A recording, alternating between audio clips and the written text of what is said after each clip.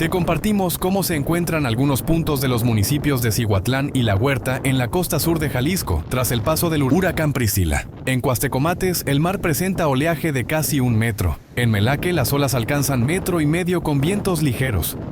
En La Manzanilla, el mar está picado con olas de hasta 2 metros, lluvia moderada y viento ligero. En Barra de Navidad se registra oleaje alto y rachas de viento más fuertes. El río San Nicolás se encuentra al 70% de su capacidad.